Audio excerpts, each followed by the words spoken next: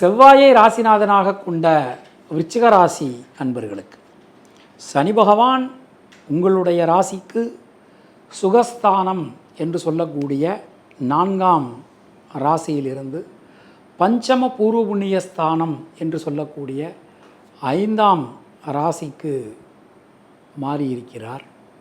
திருக்கணித பஞ்சாங்கப்படி இன்னும் ஒரு 1.5 மாதத்தில் நமக்கு பார்த்தோம்னா குரு பகவான் 8ஆம் இடத்துக்கு போகிறார். ராகு கேதுக்கள் கேந்திரத்தில் வராங்க.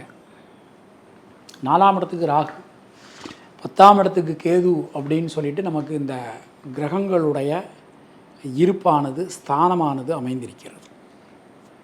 இப்போவே நிறைய பேர் ஆரம்பிச்சிட்டாங்க, விருச்சிக ராசிக்கு குரு மறையிறார் எப்படி இருக்கும் தெரியலையே அப்படி கணக்கு.